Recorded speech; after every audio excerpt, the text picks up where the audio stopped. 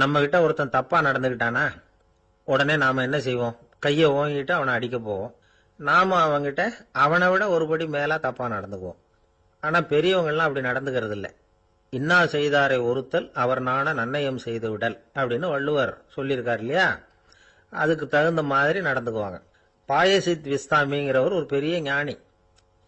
அவர் ஒரு நாள் ராத்திரி ரொம்ப நேரம் மசூதியில் இருந்துட்டு வீட்டுக்கு திரும்பி வந்துகிட்டு இருக்கிறார். வழியில ஒரு குடிகாரன், அவன் கையில ஒரு இசை கருவி, அதை கண்ணா பின்னான்னு மீட்டிக்கிட்டு வாய்க்கு வந்தபடி என்னத்தையோ பாட்டுன்னு நினைச்சுக்கிட்டு பாடிக்கிட்டு அவன் பாட்டுக்கு கிடக்குறான் வழியில. அதோட இருந்தாலும் பரவாயில்ல, அந்த பக்கமா வழியில போறவங்க வர்றவங்களை எல்லாம் பார்த்து கண்ணா பின்னான்னு திட்டிக்கிட்டு இருக்கிறான், ரொம்ப வளர்க்குறான்.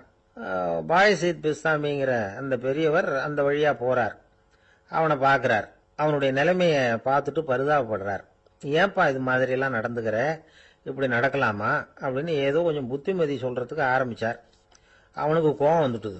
கையில வச்சிருந்த வாத்திய கருவி அதால ஓங்கி அந்த பெரியவர் தலையில ஒரு அடி கொடுத்தான். ரத்த காயம் ஏற்பட்டு போச்சு. அவன் கையில இருந்த இசை கருவியும் அடிச்ச வேகத்துல ரெண்டா உடஞ்சு போச்சு. அவ்வளவு வேகமா அடிச்சிருக்கான். இவ்வளவு தூரத்துக்கு நடந்து போச்சுல்ல, அந்த மாபெரும் ஞானி வாயை திறந்து ஒரு வார்த்தை கூட பேசல. பேசாம தலையை பிடிச்சிக்கிட்டு அவர் பாட்டுக்கு போயிட்டார். மறுநாள் அந்த பெரியவர் என்ன பண்ணார் தெரியுமா?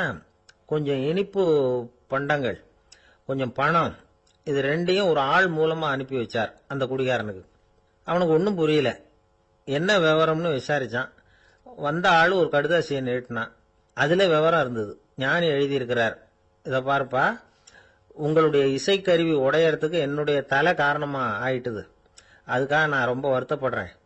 அதுக்காக தான் பணம் அனுப்பி வச்சிருக்கேன். வேற புதுசா ஒரு இசைக்கருவி வாங்கிக்கோ. அப்புறம் இன்னொரு விஷயம், நேற்றுக்கு ராத்திரி என்கிட்ட ஏகப்பட்ட கசப்பான வார்த்தைகளை பேசினேன். இதோட அனுப்பியிருக்கிற இனிப்பு பண்டங்களை சாப்பிட்டு உன்னுடைய நாவல உள்ள கசப்பை மாத்திக்கோ அப்படின்னு அதுல எழுதப்பட்டிருந்தது. இந்த சமயத்துல அவன் குடி மயக்கத்துல இல்ல, கிழிஞ்சு போயிருந்த நேரம் அது. அதனால அதை படிச்ச உடனே அவனுக்கு ரொம்ப வெக்கமா போச்சு. தலை குனிஞ்சான், யோசனை பண்ணான். கொஞ்ச நேரத்துல தன்னுடைய நண்பர்கள் சில பேரையும் கூப்பிட்டுக்கிட்டு நேரம் அந்த ஞானி இருக்கிற இடத்துக்கு ஓடினான். அவர் காலில் விழுந்தான், அவர்கிட்ட மன்னிப்பு கேட்டுக்கிட்டான். பெரியவங்களே தெரியாம நான் இந்த பாவ செயலை பண்ணிவிட்டேன், என்னை மன்னிச்சுங்க, உங்களுடைய பொறுமையும் போதனையும் என்னுடைய கண்ணை திறந்துட்டுது. இனிமே நானும் என்னுடைய நண்பர்களும் நல்ல வழியில திருந்தி வாழ போறோம் அப்படின்னா. ஞானி செய்த நன்னயம் குடிகாரனை எப்படி திருத்திருக்கு பாத்தீங்களா? இந்த கதையை கேட்டுட்டு ஒருத்தர் சொன்னார், என் வாழ்க்கையில கூட அப்படி ஒரு சம்பவம் நடந்தது சார். நானும் ஒரு நாள் ராத்திரி ஓவரா குடிச்சுட்டு ஒரு கிட்டாரை வாசிச்சுக்கிட்டு கண்ணாபின்னான்னு உளறிக்கிட்டு திட்டிக்கிட்டு இருந்தேன். அந்த சமயம் அந்த வழியா ஒருத்தர் வந்தார். ஓங்கி தலையில ஒரே ஒரு அடி, ரத்தம் வந்துட்டுது. அதுக்கப்புறம் என் மனசு தெரிஞ்சுட்டுது சார் அப்படின்னார். அப்படியா என்ன ஆச்சரியமா? ஆமா சார், அடி விழுந்தது அவர் தலையில இல்ல, என் தலையில. வந்தவர் என்ன அப்படி அடிச்சுட்டார். மயக்கம் தெளிஞ்சதுக்கு அப்புறம் தான் எனக்கு விவரம் புரிஞ்சது. அவர் ஒரு போலீஸ்காரரு அப்படின்னார் ரொம்ப சோகமா. ஒரு பெரியவர்கிட்ட பேசிக்கிட்டு இருந்தேன். அவரு என்கிட்ட ஒரு கேள்வி கேட்டார். திருடர்கள் எத்தனை வகை தெரியுமா உனக்கு அப்படின்னார். இதுதான் அவர் கேட்ட கேள்வி. எதுக்காக என்ன பார்த்து அந்த கேள்வி கேட்டாரு தெரியல. இருந்தாலும் நான் அவருக்கு பதில் சொன்னேன். திருடர்கள்ல எத்தனையோ வகை உண்டுங்க. கார் திருடன், சைக்கிள் திருடன், முகமூடி திருடன், எப்படி சொல்லிட்டே போலாம். இருந்தாலும் என்னுடைய சிற்றறிவுக்கு எட்டின வரையில திருடர்களை 2 வகையா பிரிக்கலாம் அப்படின்னு நினைக்கிறேன். ஒன்னு ராத்திரில திருடுற திருடன், இன்னொருத்தன் பகல்ல திருடுற திருடன். அதாவது பகல் திருடன், ராத்திரி திருடன் அப்படின்னு பெரியவர் சிரிச்சார். என்ன சிரிக்கிறீங்களே என்ன? கள்வர்கள் 4 வகை அப்படின்னு ஆரம்பிச்சார். எப்படின்னு கேட்டேன். சாப்பாட்டுக்கு இல்லாம திருடுறாங்க பாருங்க, அது ஒரு வகையாம். சாப்பாட்டுக்கு இருந்தும் திருடுறாங்க பாருங்க, அது ஒரு வகையாம். இதை தவிர இன்னும் ஒரு 2 வகை திருட்டு உண்டு. அது என்னன்னா, ஆண்டவன் கிட்ட இருந்து நாம திருடுற திருட்டு. இன்னொன்னு என்னன்னா, நம்ம கிட்ட இருந்து ஆண்டவன் திருடுற திருட்டு அப்படின்னார். எனக்கு ஒன்னும் புரியல. என்ன சார் இது, ஆண்டவனையே திருடன்னு சொல்றீங்களே அப்படின்னு ஆச்சரியமா. ஆமாங்க, ஆண்டவனை கள்வன்னு சொல்றது இல்லையா? காஞ்சிபுரத்துக்கு பக்கத்துல திருக்கார்வனம் அப்படின்னு ஒரு ஊர் இருக்கு. அங்க உள்ள பெருமாளுக்கு கள்வர்னு தான் பேரு. அது மட்டும் இல்ல, திருமங்கையாழ்வார் தம்முடைய திரு நெடுந்தாண்டகத்துல கார்வனத்துள்ளாய் கல்வா அப்படின்னு தான் அழைக்கிறார் அப்படின்னு நிறைய உதாரணம்லாம் சொல்ல ஆரம்பிச்சார். அதுக்கப்புறம் அவர்கிட்ட பேசி நான் புரிஞ்சுக்கிட்ட விவரங்களை தான் நான் இப்போ உங்ககிட்ட சொல்ல போறது. அதாவது அவர் சொன்ன முதல் வகை திருடர்கள் சாப்பாட்டுக்கு இல்லாம திருடுறவங்க. இவங்களை திருத்தி போடலாம். சாப்பாட்டுக்கு இருந்தும் பணம் சேர்க்கணுங்கிற ஆசையால பொய் கணக்கெல்லாம் எழுதுறாங்க பாருங்க, அவங்க தான் 2வது வகை. 3வது வகை திருட்டு தான் மிகப்பெரிய திருட்டு. இறைவனுக்கு சொந்தமானதை நம்முடையதுன்னு நினைக்கிற திருட்டு. எது இறைவனுக்கு சொந்தமானது அப்படின்னா ஆத்மா. பகவானுக்கு சொந்தமான ஆத்மாவை நம்முடையதுன்னு நினைக்கிறது தான் அந்த மாபெரும் திருட்டு. இதுக்கு பேர் தான் ஆத்மாபகாரமா. சரி, இதுக்கு பரிகாரம் என்ன? எல்லாம் இறைவனுடையது, நமக்கு ஒன்றும் இல்லை அப்படின்னு நினைக்கிறது தான் இதுக்கு பரிகாரம். இதெல்லாம் இருக்கட்டும். 4வது திருட்டு ஒன்று சொன்னோம்ல, ஆண்டவன் நம்ம கிட்ட இருந்து திருடுறது. அது எப்படி? ஆண்டவனை கள்வன்னு சொல்றாங்க, அது சரி. அவர் என்னத்தை திருடினார்? இப்போ இன்னொருத்தருக்கு சொந்தமான ஒன்றை எடுத்து வச்சுக்கிறது தான் கள்ளத்தனம். ஆனா ஆண்டவன் எடுத்துக்கிட்டோம்னா இருக்கிறது எல்லாமே அவனுக்கு சொந்தம். அப்படி இருக்கிறப்போ அவரை எப்படி கள்வன்னு சொல்றது? இது என்ன புரியாம இருக்குதே அப்படின்னு சொல்லி பார்த்தா அதுக்கும் விளக்கம் சொல்றாங்க அவங்க. அதாவது ஆண்டவனுக்கு உருவமே கிடையாது, அரூபமா இருக்கிறவன், அதாவது உருவம் இல்லாம இருக்கிறவன். அப்படி உள்ள பகவான் நம்மள மாதிரி உருவத்தில் இருக்கிறான். நம்மள மாதிரியே கையை காலு மூக்கெல்லாம் இருக்குது ஆண்டவனுக்கு. இந்த உருவம் நம்ம கிட்ட இருந்து திருடினது தானே. அவன் தன்னுடைய உண்மையான திருமேனியை நமக்கு காட்டாம, அதாவது தரிசனம் கொடுக்காம இருக்கிறது கள்ளத்தனம் தானே. அதனால்தான் இதுவும் ஒரு பெரிய திருட்டு, இருக்கிறதுலயே மிகப்பெரிய திருட்டு அப்படிங்கிறார். என்கிட்ட பேசிக்கிட்டு இருந்தாரு, இந்த விஷயம்லாம் சொல்லிட்டு இருந்தாரு இந்த பெரியவர். அதாவது திருட்டை ஆன்மீக நோகத்துல அவர் பார்க்கிறார். நம்ம பார்வையில இதை விட அபூர்வமான திருட்டுலாம் இங்க உண்டு, அபூர்வமான திருடர்களும் உண்டு. ஒரு திருடன் சிறையிலிருந்து விடுதலையாகி வெளியில போனான். கொஞ்ச நாள்ல மறுபடியும் திரும்பி ஜெயிலுக்கு வந்துட்டான். அப்போ சிறை அதிகாரி அவனுக்கு அறிவுரை சொன்னாராம். ஏன்பா இப்படி அடிக்கடி தப்பு பண்ணிவிட்டு ஜெயிலுக்கு வந்துடுறியே, உனக்கு சொந்த பந்தம் எதுவும் இல்லையா? உனக்கு அப்பா அண்ணன் தம்பிகள் அவங்க கூட எல்லாம் சேர்ந்து வாழணுங்கிற ஆசை இல்லையா அப்படின்னு கேட்டிருக்கார்.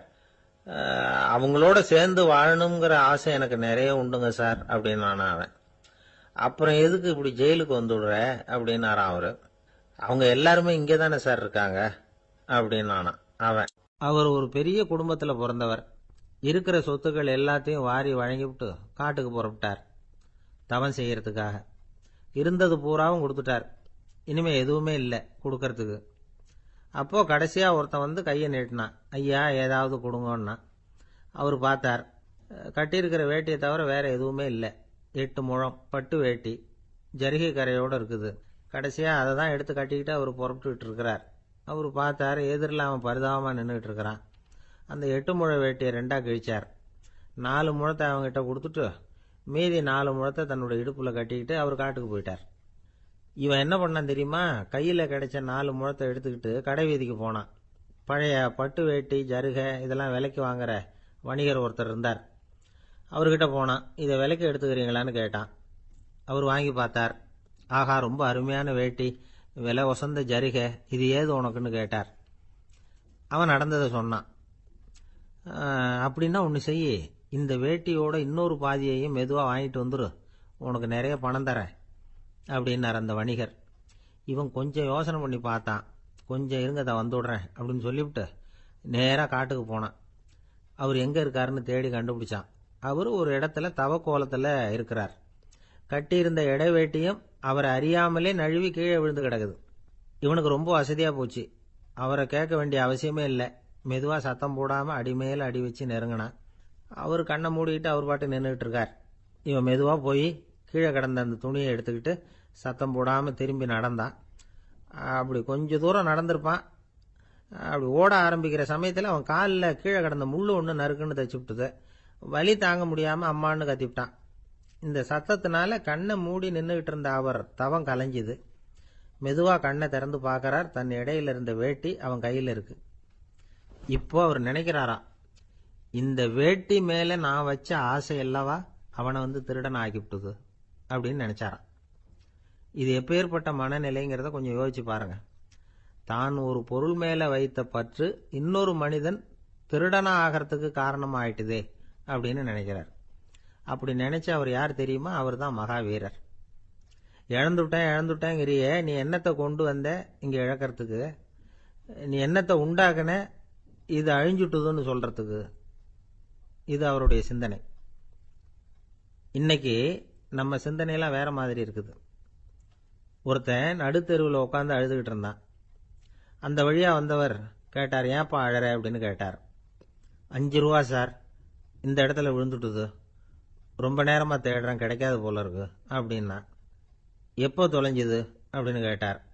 அது எனக்கு தெரியாது சார், பணத்தை தொலைச்சவன் தேடி பார்த்துட்டு போயிட்டான், நான் அவனுக்கு பின்னாடி தேட வந்தவன் அப்படின்னு சொல்லிவிட்டு மறுபடியும் தேட ஆரம்பிச்சாங்க. என்னுடைய நண்பர் ஒருத்தர் ஆழ்ந்த சிந்தனையில் இருந்தார். என்ன யோசனை பண்றீங்கன்னு கேட்டேன். தலைவர் ஆகணும்னு பார்க்குறேன், அதுதான் என்ன வழின்னு யோசிச்சுக்கிட்டு இருக்கேன்னார். நான் கூட அது மாதிரி யோசிச்சு பார்த்தேன், அதுக்கப்புறம் அந்த யோசனையை கை விட்டுட்டேன் அப்படின்னோம். ஏன்னு கேட்டார். அதுக்கான தகுதிகள் நமக்கு இல்லைங்கிறது புரியுது. அது நமக்கு புரியறத விட நம்ம விட மற்றவங்களுக்கு நல்லா புரிஞ்சு போச்சு, அதனால பேசாம கம்முன்னு இருந்துடுறது தான் நல்லது அப்படின்னோம். தலைவர் ஆகிறதுக்கு தகுதிகள் வேற உண்டோ அப்படின்னு கேட்டார். அவர் யதார்த்தமாக தான் கேட்குறார். நாங்கள் உடனே எங்ககிட்ட இருந்த ஒரு புஸ்தகத்தை எடுத்து அவர்கிட்ட கொடுத்தோம், படித்து பாருங்கன்னு. தலைவர் ஆகிறதுக்கு என்ன வழி அப்படிங்கிறத பற்றி அதில் போட்டிருக்கிறாங்க. முதல் வழி என்ன தெரியுமா? ஒரு 4 பேர் முன்னாடி இல்லைன்னா ஒரு கூட்டத்துக்கு முன்னாடி நீங்கள் பேச போகிறீங்க. அப்போ எப்படி ஆரம்பிக்கணும்னா, உண்மையான புகழ்ச்சி, நேர்மையான பாராட்டு, இதோடு ஆரம்பிக்கணும். எடுத்ததுமே அது சரியில்லை இது சரியில்லைன்னு பேசிகிட்டு இருக்கக்கூடாது. மக்களை பார்த்து நீங்கள் தான் தப்பு பண்ணிவிட்டீங்க அப்படின்னு நேரடியாக சொல்லக்கூடாது. தவறு இருந்தாலும் அதை மறைமுகமாக ஏதாவது கதை சொல்லி அதிலிருந்து அவங்க புரிஞ்சுக்கிற மாதிரி செய்யணும். அடுத்தவங்க பண்ண தப்பு என்னன்னு அலசறதுக்கு முன்னாடி நீங்கள் பண்ணின தப்பு என்னங்கிறத பற்றியே பேசுங்க. எதுக்கும் நேரடியாக உத்தரவு போட்டுக்கிட்டு இருக்கக்கூடாது. இதை நீங்கள் செய்யணும் அப்படின்னு சொல்கிறதுக்கு பதிலாக நீங்கள் இப்படி செஞ்சால் எப்படி இருக்கும் அப்படின்னு கேள்வி மாதிரி கேட்கணுமா. இப்படி கேட்டால் அது உத்தரவு மாதிரி தெரியாதான். அடுத்தவங்க மரியாதையை காப்பாற்றுறது மாதிரி பேசணுமா. உங்கள் பேச்சு இன்னொருத்தரை அவமானப்படுத்துறது மாதிரி இருக்கக்கூடாதான். ஏண்டா இவங்கிட்ட போய் மாட்டிக்கிட்டோம்னு யாரும் நினச்சிடக்கூடாது. ஒவ்வொரு சின்ன வளர்ச்சியையும் பாராட்டணும். வெற்றி சாதாரணமாக இருந்தாலும் பாராட்டாமல் இருந்துடக்கூடாது. பாராட்டும் பொழுது தாராளமாக இருக்கணும், குறை சொல்லும் பொழுது கவனமாக இருக்கணும். வாய்க்கு வந்தபடி பேசிவிட்டா அதுக்கப்புறம் வகையாக மாட்டிக்கிட்டு முழிக்க வேண்டியிருக்கும். நீங்கள் பேசுறது இன்னொருத்தருக்கு ஒரு கௌரவத்தையும் மரியாதையும் உண்டு பண்ணுறது மாதிரி இருக்கணும். நீங்கள் பேசுறது அடுத்தவங்களுக்கு இருக்கிற கொஞ்ச நெஞ்ச மரியாதையும் எடுத்து விடுறது மாதிரி இருக்கக்கூடாது. உங்கள் பேச்சை கேட்டால் கேட்குறவங்களுக்கு ஒரு ஊக்கம் வரணும், உற்சாகம் வரணும். தவறு எதுவாக இருந்தாலும் அதை சுலபமாக திருத்திக்கலாம், சரி பண்ணிக்கலாங்கிறது மாதிரி இருக்கணும் உங்கள் பேச்சு. அடுத்தவங்களை சந்தோஷப்படுத்துங்க. உங்கள் யோசனையை கேட்டு நடந்துக்கிறதுனால அந்த சந்தோஷம் அவங்களுக்கு கிடைக்கணும். இந்த தகுதியெல்லாம் உங்ககிட்ட இருந்தால் நீங்கள் ஒரு சிறந்த தலைவராகலாம் அப்படின்னு அந்த புஸ்தகத்தில் போட்டிருக்குது. இந்த காலத்தில் தலைவர் ஆகிறதுக்கு வேற சில தகுதிகள்லாம் கூட தேவைப்படுது. ஒரு புள்ள தன்னுடைய அப்பா கிட்ட, அப்பா உன்ன மாதிரியே நானும் அரசியலில் சேரணும், தலைவர் ஆகணும்னு ஆசைப்படுறேன், இன்னையிலேருந்து எனக்கு அரசியல் பாடம் கற்றுக் கொடு அப்படின்னு கேட்டிருக்கான். அவரும் சரின்னு சொல்லிவிட்டு ஒரு பெரிய ஏணியை எடுத்துகிட்டு வந்தாராம். ஒரு செவுத்தில் சாத்தினார். இந்த ஏணியில் ஏறி உயர போய் அங்கே பரன் மேலே இருக்கிற ஒரு புத்தகத்தை எடுத்துகிட்டு வாடான்னு இருக்கார். மகனை பார்த்து, அப்பா ஏணி ரொம்ப உயரமாக இருக்குது, நீ ஜாக்கிரதையாக இதை பிடிச்சிக்கோ, நான் ஏறி போகிறேன் அப்படின்னு நான் பையன். பயப்படாத, நான் பார்த்துக்கிறேன்னார் அப்பா. பையன் ஏணியில் ஏறினா உச்சிக்கு போனதும் அப்பா கையை எடுத்துட்டார். ஏணி அப்படியே சரிஞ்சுட்டுது. பையன் பொத்துன்னு கீழே விழுந்துட்டான். இடுப்பை பிடிச்சிக்கிட்டே எழுந்திரிச்சான். என்னப்பா இது, இப்படி என்னை ஏற விட்டுட்டு கையை விட்டுட்டியே, இப்படி கைவிடலாமா அப்படின்னு கத்தியிருக்கான். அப்பா நிதானமாக சொன்னாராம், அவசரப்படாதேப்பா, அரசியலில் இதுதான் முதல் பாடம், பெத்த அப்பனா இருந்தாலும் அவனை நம்பாதே அப்படின்னு உபதேசம் பண்ணான். ஒருத்தர் சிகரெட்டும் கையுமா வந்தார். சார், இந்த புகைப்பிடிக்கிற பழக்கத்தை நிறுத்தி போடணும்னு தான் பார்க்குறேன், முடியலன்னார். புகைப்பிடிக்கிறத நிறுத்துறது ரொம்ப சுலபம் சார் அப்படின்னார் இன்னொருத்தர். எப்படி சொல்றீங்கன்னு கேட்டார் அவர். நான் கூட ஏற்கனவே 10 தடவை அந்த பழக்கத்தை நிறுத்தி இருக்கிறேன் சார் அப்படின்னார் இவர். இதுலேருந்து என்ன தெரியுது? புகைப்பழக்கத்தை திடீர்னு விட்டு விடுறதுங்கிறது ரொம்ப கஷ்டம்னு தெரியுது. இருந்தாலும் இது சம்பந்தமான ஆராய்ச்சி, அனுபவம், இது ரெண்டையும் அடிப்படையாக வச்சு சில வழிமுறைகளை சொல்கிறாங்க. அதாவது புகைப்பிடிக்கிறத நிறுத்துறதுக்கு 10 வழிகள் உண்டு அப்படின்னு சொல்கிறாங்க. அது என்னங்கிறத தெரிஞ்சுக்கிட்டா உபயோகப்படுதான்னு பார்க்கலாமே. முதல் கருத்து என்னன்னா, கொஞ்ச நாளைக்கு புகைப்பிடிக்கிற நண்பர்களை விட்டு விலகி இருக்கணும். இதனால புகைப்பிடிக்கிற ஆசை குறையும். அந்த பழக்கத்தை மறுபடியும் ஆரம்பிக்கப்படாதுங்கிற எண்ணம் உறுதிப்படும். ரெண்டாவது கருத்து, புகைப்பிடிக்கிறதை எதிர்த்து தீவிரமா பிரச்சாரம் செய்ய ஆரம்பிச்சிடணும்.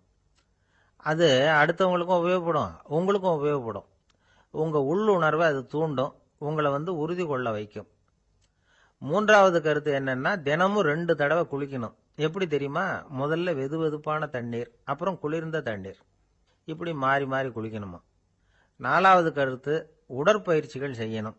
மூச்சு வாங்குற மாதிரியான பயிற்சிகள் ரொம்ப நல்லதான். பிராணாயாமம் அப்படிங்கிற மூச்சு பயிற்சி ரொம்ப நல்லதுங்கிறாங்க. அப்புறம் ஐந்தாவது கருத்து, சாப்பாடு மிதமா இருக்கணும், சீரா இருக்கணும். பச்சை காய்கறிகள், பழங்கள் சாப்பாட்டில் சேர்த்துக்கலாம். அடிக்கடி கொஞ்சம் கொஞ்சமாக சாப்பிட்டு ரத்தத்தில் சர்க்கரையின் அளவை பராமரிக்கணும். இது நரம்புகளை அமைதிப்படுத்தும். ஆறாவது கருத்து என்னன்னா, ரொம்ப நேரம் பசியோடு இருக்கக்கூடாது. புகைப்பிடிக்கிறத நிறுத்த முயற்சி செய்யும் பொழுது எடை குறைப்பு நடவடிக்கைகளை மேற்கொள்ளக்கூடாது. ஏழாவது கருத்து, காப்பி, தேநீர், மதுபானம், அப்புறம் போதைப் பொருள்கள் கலந்த உணவுகள் இதெல்லாம் வேணாம். புகைப்பிடிக்கிறத அதெல்லாம் ஊக்கப்படுத்தும். கடுகு, மிளகு, அப்புறம் காரமான பொருள்களை தவிர்க்கணும். உப்பு அளவை குறைக்கணும். தினமும் 10 குவளை தண்ணீராவது குடிக்கணும். வெறும் தண்ணி புகைப்பிடிக்கிற ஆவலை தணிக்குதான். எட்டாவது கருத்து, கையில் சிகரெட்டு, புகையில ஏதாவது இருந்தால் உடனே தூக்கி எறிஞ்சிருங்க. அது கையில் இருக்கிற வரைக்கும் புகைப்பிடிக்கிற ஆசை வந்துக்கிட்டே இருக்கும். ஒன்பதாவது கருத்து என்னன்னா, இறை நம்பிக்கை உள்ளவங்க புகைப்பிடிக்கிற எண்ணம் வர்றப்போவெல்லாம் பிரார்த்தனை செய்ய ஆரம்பிச்சுடலாம். 10வது கருத்து, உங்களுக்கு ரொம்பவும் வேண்டியவங்க யாரோ அவங்க கிட்ட எல்லாம் நீங்க புகைப்பிடிக்கிறத நிறுத்தி விட்டதா சொல்லிவிடுங்க. இந்த 10 வழிகளையும் கடைபிடிக்க ஆரம்பிச்சுட்டா புகைப்பிடிக்கும் பழக்கத்தை நிறுத்தி விடலாம் அப்படின்னு சொல்றாங்க அனுபவப்பட்டவங்க. முயற்சி பண்ணி பார்க்கலாம். ஒரு முக்கியமான இடத்துல நின்றுகிட்டு இருந்தார் ஒருத்தர். அங்க இன்னொருத்தர், ஏன் சார் இந்த இடத்துல சிகரெட் பிடிக்கலாமா அப்படின்னு அனுமதி கேட்டார். இந்த இடத்துல சிகரெட் பிடிக்க கூடாதுங்க அப்படின்னாரு இவர். நீங்க இப்படி சொல்றீங்க, ஆனா இந்த இடத்துல கீழே நிறைய சிகரெட் துண்டுகள் கிடக்குதே, அவங்கெல்லாம் யாரு? அவங்கெல்லாம் உங்க மாதிரி என்கிட்ட அனுமதி கேட்காதவங்க அப்படின்னாராம் இவர். அள்ள அள்ள குறையாதது அட்சய பாத்திரம், அது நமக்கு தெரியும், கேள்விப்பட்டிருக்கிறோம். ஆனா போட போட நிரம்பாத ஒரு பாத்திரம் உண்டு. அது என்ன தெரியுமா? நம்மள பல பேர்கிட்ட அந்த பாத்திரம் உண்டு. அதுதான் பேராசை அப்படிங்கிற பாத்திரம். அதை நிறைவு செய்யவே முடியாது. பேராசையை பத்தி சுஃபி இலக்கியத்துல ஒரு பிரபலமான கதை உண்டாம். அதை ஒரு பெரியவர் எடுத்து சொல்லியிருக்கிறார். ஒரு மன்னர் நகர்வலம் போயிட்டு இருக்கார். ஒரு பிச்சைக்காரன் மன்னர் எதிரில் வரான். பிச்சை போடுங்கிறான். என்னுடைய அமைதியை கெடுக்காதே போங்கிறார் மன்னர். அவன் சிரிக்கிறான். அரசே, உங்களுடைய அமைதி கெடக்கூடிய நிலையில் இருந்தா அதுக்கு பேர் அமைதியே கிடையாது அப்படின்னு நானா. எதிரில் நிக்கிறது வெறும் பிச்சைக்காரன் இல்லை, யோகி அப்படிங்கிறத மன்னர் புரிஞ்சுக்கிட்டார். துறவியே, உங்களுக்கு என்ன வேணும்னாலும் கேளுங்க, கொடுக்குறேன்னாராம். அந்த துறவி மறுபடியும் சிரிக்கிறார். அரசே, உங்களால் முடியாததையெல்லாம் கொடுக்க முடியும்னு சத்தியம் செய்யாதீங்க அப்படின்னார். மன்னருக்கு கோபம் வந்துட்டுது. என்ன இவர் இப்படி சொல்றாரு அப்படின்னு நினைச்சார். நகர்வலத்தை பாதியிலேயே நிறுத்தினார். வாங்க அரண்மனைக்குன்னார். துறவியை அழைச்சிக்கிட்டு அரண்மனைக்கு வந்துட்டார். துறவி தன்கிட்ட இருந்த பிச்சை பாத்திரத்தை நீட்டினார். இது நிறைய எனக்கு பொற்காசுகள் வேணும் அப்படின்னாராம். அவ்வளவுதானா, இது ஒரு பெரிய காரியமா அப்படின்னு கையை தட்டினாராம் மன்னர். ஒரு பெரிய தாம்பாளம் நிறைய பொற்காசுகள் சேர்ந்தது. அதை அள்ளி போட்டார். போட போட அந்த பிச்சை பாத்திரம் நிரம்பவே இல்லை. பொற்காசுகள் போட போட அவ்வளவையும் உள்ள வாங்கிக்கிட்டே இருக்குது. அரசாங்க கஜானாவே காலி ஆயிட்டுது. மூட்டை மூட்டையா பொற்காசுகளை கொட்டி பார்த்துட்டாங்க. அது முழுங்கிக்கிட்டே இருக்குது. கடைசி வரைக்கும் அந்த பிச்சை பாத்திரம் நிரம்பவே இல்லை. அரசர்கிட்ட இருந்த கர்வம் போயிட்டுது. அப்படியே பொத்துன்னு துறவி காலில் விழுந்தார். அப்போ அந்த துறவி சொன்னாராம், மன்னா, இந்த பிச்சை பாத்திரத்தை உங்களால மட்டும் இல்லை, வேற யாராலையும் நிரப்ப முடியாது. அதுக்கு என்ன காரணம்னா, இது சாதாரண பிச்சை பாத்திரம் இல்லை, பேராசைகளோட வாழ்ந்து செத்துப்போன ஒரு மனிதனின் மண்டை ஓடுது அப்படின்னாராம். பாருங்க, இதுதான் அந்த சுஃபி இலக்கிய கதை.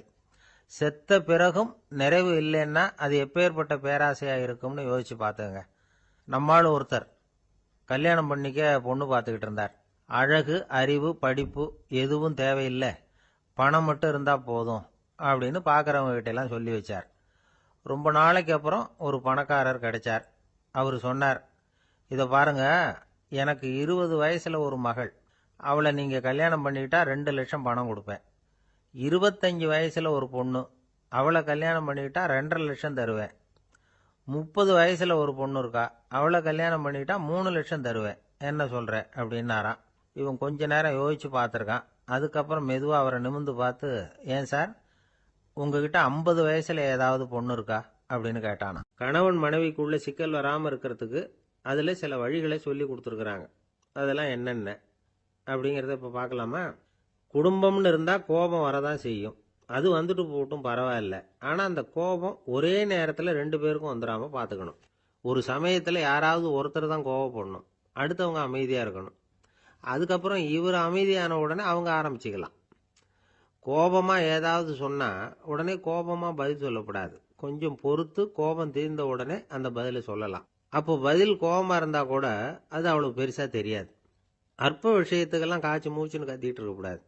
உங்க 2 பேருக்குள்ள ஒரு தர்க்கம் ஆரம்பமாயிட்டுதுன்னு வச்சுக்கோங்க. கடுமையா 2 பேரும் விவாதம் பண்றீங்க. உங்கள ஒருத்தர் இதுல ஜெயிக்கணும்னா அது நீங்களா இருக்க வேணாம், அடுத்தவங்க ஜெயிக்கிறதுக்கு நீங்க துணையா இருங்களேன். அப்படின்னா நீங்க கொஞ்சம் விட்டு கொடுக்கணும், அவ்வளவுதான்.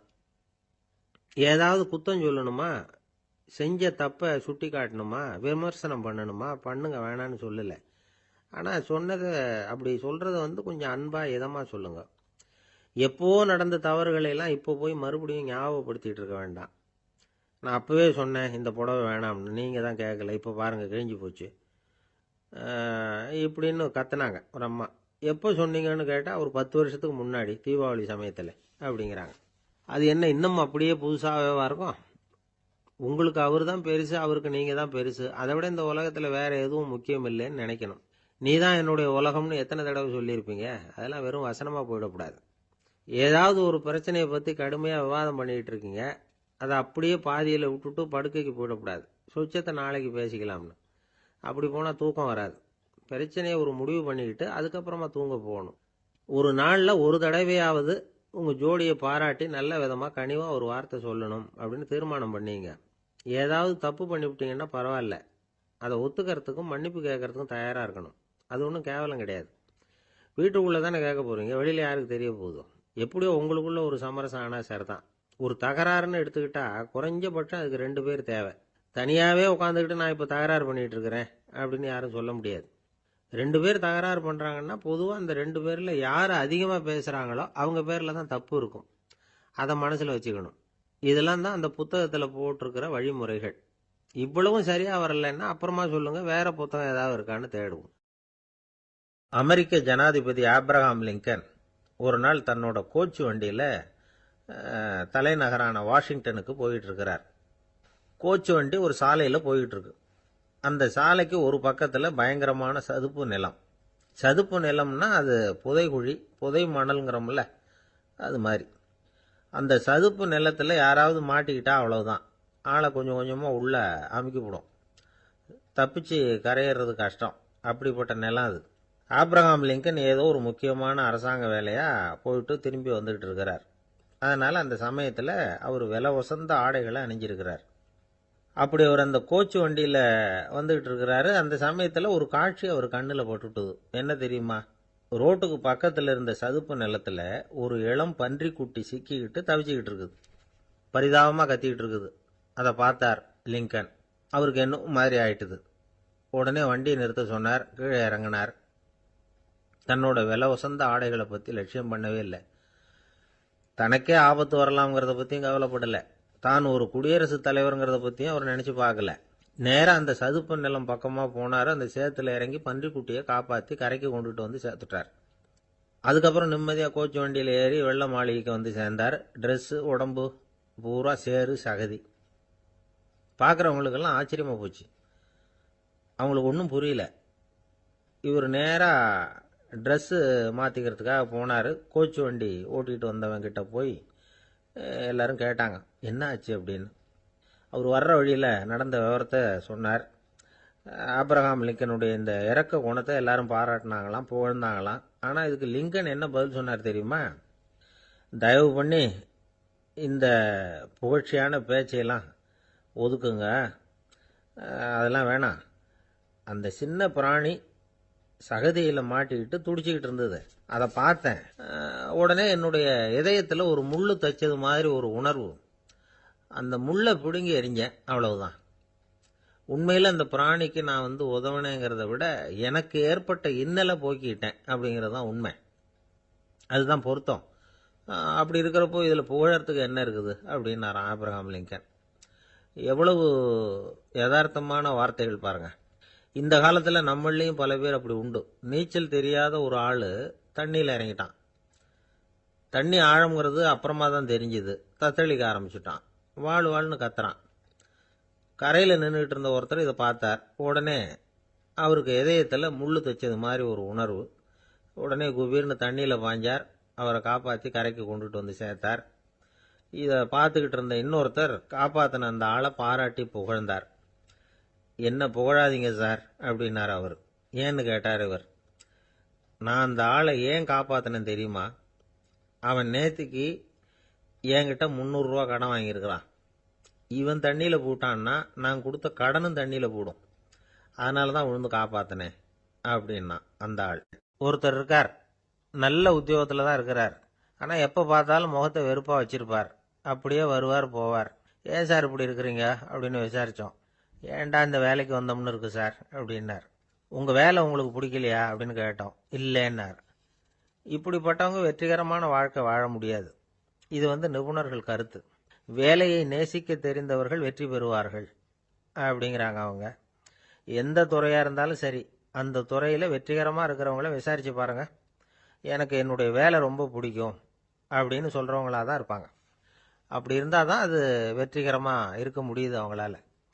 ஒருத்தனுக்கு பிடித்தமான பொழுதுபோக்கே அவனுடைய தொழிலா இருந்துட்டுதுன்னா அவனை மாதிரி கொடுத்து வச்சவன் வேற யாரும் இல்லை அப்படிங்கிறார் பெர்னாட் ஷா. ஒரு தடவை மன்னர் ஹுமாயூன் உயிரை தண்ணீர் முண்டு ஊற்றுகிற தொழிலாளி ஒருத்தர் காப்பாத்தினாராம் அந்த ஹுமாயூன் உயிரை. உடனே மன்னர் கேட்டிருக்கார், உனக்கு என்ன வேணும்னாலும் கேளு தரேன், உயர் பதவி வேணுமா அப்படின்னு கேட்டாராம். மன்னா, மக்களின் தாகம் தீர்க்கக்கூடிய இந்த பணியை விட உயர்ந்தது உண்டா அப்படின்னாராம் அந்த தொழிலாளி. அவரால் அவருடைய வேலையை நேசிக்க முடிஞ்சுது. அதனால மகிழ்ச்சியா இருக்க முடிஞ்சுது. நாமெல்லாம் அப்படி இல்லை. வேலை கிடைக்கிற வரைக்கும் கிடைச்சா போதும் அப்படின்னு இருக்கோம். கிடைச்சதுக்கு அப்புறம் ஏன்டா இந்த வேலைக்கு வந்தோம்னு ரொம்பவும் அழுத்துக்குவோம். சரி, நாம இருக்கிற இடத்துல நாம வெற்றிகரமா இருக்க வழி உண்டா அப்படின்னா உண்டுன்னு சொல்றாங்க. அதாவது மன இயல் நிபுணர்கள் இருக்கிறாங்க இல்லையா, அவங்க அதுக்கு முக்கியமா 6 வழிகள் சொல்றாங்க. நீங்க ஒரு அலுவலகத்தில் வேலை பார்க்குறவரா அப்படின்னா இதை கேளுங்க. அதாவது உங்க மேலதிகாரி எதிர்பார்ப்புக்கு தகுந்த மாதிரி உங்க வேலை இருக்குதா? அப்படி இல்லைன்னா முதல்ல உங்க வேலையின் தரம் உயரணும். உங்களுக்கு மேலே கீழே வேலை பார்க்குற பணியாளர்கள் கிட்ட நல்ல விதமா பழகுறீங்களா? அந்த உறவு முறையில் ஏதாவது குறை இருந்தா அதை கண்டுபிடிச்சு சரி பண்ணுங்க. நம்பிக்கைக்கு உரியவர் அப்படின்னு நீங்க பேர் எடுக்கணும். நீங்க எடுக்கிற முடிவு நல்ல முடிவா தான் இருக்கும் அப்படின்னு அடுத்தவங்க சொல்லணும். உங்க தோற்றத்துக்கு முக்கியத்துவம் கொடுங்க. இது மனம் உடல் ரெண்டும் சம்பந்தப்பட்டது. அதனால மனசையும் ஆரோக்கியமா வச்சிருக்கணும், உடம்பையும் ஆரோக்கியமா வச்சிருக்கணும். உங்களுடைய நிர்வாகம் செயல்படுற விதத்தை நல்லா புரிஞ்சு வச்சுக்கணும். உங்களுடைய நிர்வாகம் இப்போ ஒரு காரியம் செய்யுதுன்னு வச்சுங்க, ஏன் அப்படி செய்யுது, எதுக்காக அப்படி செய்யுது, அதனுடைய குறிக்கோள் என்ன, அது நீடிக்கிறதுக்கு காரணம் என்ன, இதையெல்லாம் தெரிஞ்சுக்கணும். சிரிப்புக்கு வஞ்சகம் பண்ணக்கூடாது. நல்லா சிரிக்கணும், அப்பதான் அது திரும்ப கிடைக்கும். கடந்த கால தோல்வியை பத்தி கவலைப்படக்கூடாது. முதலாளி விருப்பம் தெரிஞ்சு நடந்துக்கிறது நல்லதுதான். அதுக்காக காக்கா பிடிக்கணுங்கிற அவசியம் இல்லை. உங்களுக்கு ஒரு பொறுப்பான வேலை கிடைக்குது, உடனே சத்தம் குழப்பம் அப்படின்னு சூழ்நிலையை இறுக்கமா ஆக்கிடக்கூடாது. எந்த சூழலையும் இயல்பா கையாளக்கூடியவர் அப்படிங்கிறத காட்டணும். இதெல்லாம் உங்கள் துறையில நீங்கள் வெற்றி பெற நிபுணர்கள் சொல்ற யோசனைகள். இவ்வளவு விவரமும் சொல்லிவிட்டு ஒருத்தரை பார்த்து கேட்டோம், இப்ப சொல்லுங்க, நீங்க செய்யற வேலை உங்களுக்கு பிடிச்சிருக்குதா அப்படின்னோம். ரொம்ப ரொம்ப பிடிச்சிருக்குது அப்படின்னார். சரி, என்ன செஞ்சிட்டு இருக்கிறீங்க அப்படின்னு கேட்டோம். சும்மா தான் இருக்கிறேன் அப்படின்னார். ஒருத்தர் ரொம்ப அவசரமா போயிட்டு இருந்தார். எங்க சார் போறீங்கன்னு கேட்டோம். எனக்கு வேண்டியப்பட்ட ஒருத்தருக்கு குழந்தை பிறந்திருக்கிறதாக செய்தி வந்திருக்கு, அதுதான் ஆஸ்பத்திரிக்கு போயிட்டு இருக்கேன், பார்த்துட்டு வரலாம்னு அப்படின்னார். அப்படின்னா கொஞ்சம் இப்படி உட்காருங்க அப்படின்னோம். சில விவரம்லாம் சொல்றேன், கேட்டுட்டு போங்க அப்படின்னோம். உட்காந்தார். அப்புறம் சொல்ல ஆரம்பிச்சோம். புதுசா பிறந்திருக்கிற ஒரு குழந்தைய பார்க்க போறதுன்னா அது சாதாரண விஷயம் இல்லை. அதுல ரொம்பவும் கவனமா நடந்துக்கணும். புது குழந்தைக்கு நோய் சுலபமாக தொற்றும். முக்கியமாக காற்று மூலமாக பரவுற நோய்கள் சுலபமாக வந்துடும். அதனால் நமக்கு உடம்பு சரியில்லைன்னா குழந்தைய விட்டு கொஞ்சம் தள்ளியே இருக்கிறது தான் நல்லது. பெரியவங்களை பொறுத்த வரைக்கும் சாதாரணமாக உள்ள ஒரு கிருமி கூட குழந்தைய பொறுத்த வரைக்கும் ரொம்ப மோசமான ஒரு கிருமியாக இருக்கும். சில வெளிநாடுகளில் எப்படி தெரியுமா, பிறந்த குழந்தை தூங்கிக்கிட்டு இருக்கிற ஒரு ரூமுக்கு போகணும்னா போகிறவங்க முகமூடி போட்டுக்கணும், காலணிகளை மாற்றிக்கணும், அவ்வளவு சுத்தமாக உள்ளே போய் பார்த்துட்டு வரணும்.